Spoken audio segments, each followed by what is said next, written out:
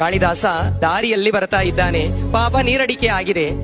ನೀ ಬಾವಿಯನ್ನ ಸೇದುವಂತಹ ಮಹಿಳೆಯ ಹತ್ತಿರ ಹೋದ, ನೀರು ಕೊಡು ಅಂತ ಕೇಳಿದ. ಯಾರು? ಕಾಳಿದಾಸ. ಸಂಸ್ಕೃತದ ಸಾಹಿತ್ಯಾಕಾಶದಲ್ಲಿ ಧ್ರುವ ನಕ್ಷತ್ರನಾಗಿ ಮೆರೆದಂತಹ ಕಾಳಿದಾಸ.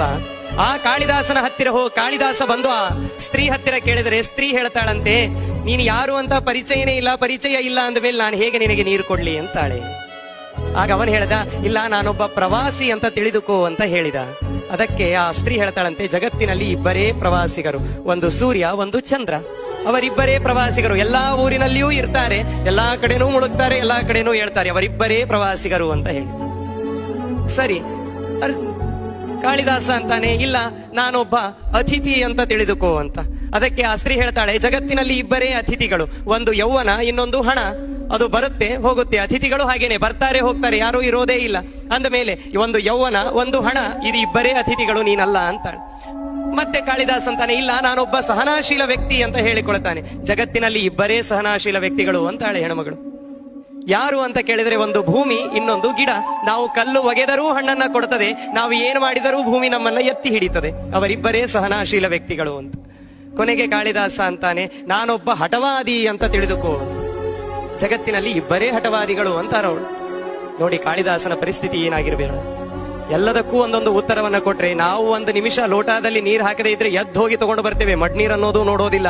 ಪಾಪ ಕಾಳಿದಾಸ ಉತ್ತರವನ್ನ ಕೊಡ್ತಾ ಇದ್ದಾನೆ, ನಾನೊಬ್ಬ ಹಠವಾದಿ ಅಂತ ಹೇಳಿದ. ಅದಕ್ಕೆ ಆ ಮಹಿಳೆ ಹೇಳ್ತಾಳೆ, ಜಗತ್ತಿನಲ್ಲಿ ಇಬ್ಬರೇ ಹಠವಾದಿಗಳು ಅಂತ, ಒಂದು ಕೂದಲು, ಇನ್ನೊಂದು ಉಗುರು, ಬೇಡ ಅಂದ್ರೂ ಬೆಳೀತದೆ ಪಾಪ. ಅಂತಹ ಹಠವಾದಿಗಳು ಯಾರೂ ಇಲ್ಲೇ ಇಲ್ಲ. ಅಂದ ಮೇಲೆ ಮತ್ತೆ ಕೊನೆಗೆ ಸಿಟ್ಟು ಬಂತು ಕಾಳಿದಾಸನಿಗೆ. ಕಾಳಿದಾಸ ಹೇಳ್ತಾನೆ, ನಾನೊಬ್ಬ ಮೂರ್ಖ ಅಂತ. ನೋಡಿ, ಸಾಹಿತ್ಯಾಕಾಶದಲ್ಲಿ ಧ್ರುವತಾರೆಯಾಗಿ ಮೆರೆದ ಆ ಕಾಳಿದಾಸ ಹೇಳ್ತಾನೆ, ನಾನೊಬ್ಬ ಮೂರ್ಖ ಅಂತ.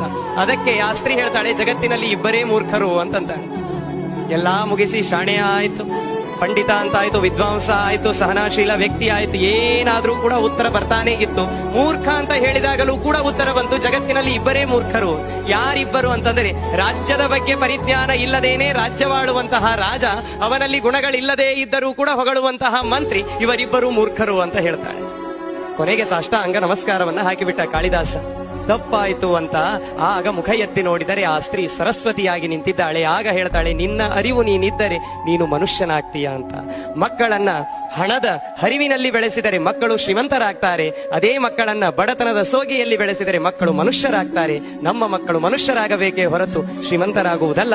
ಆ ನಿಟ್ಟಿನಲ್ಲಿ ನಮ್ಮ ಮಕ್ಕಳ ಅರಿವು ನಮಗೆ ಬರಬೇಕಾದರೆ ಮೊದಲು ನಮ್ಮ ಅರಿವು ನಮಗಿರಬೇಕು. ಆ ನಿಟ್ಟಿನಲ್ಲಿ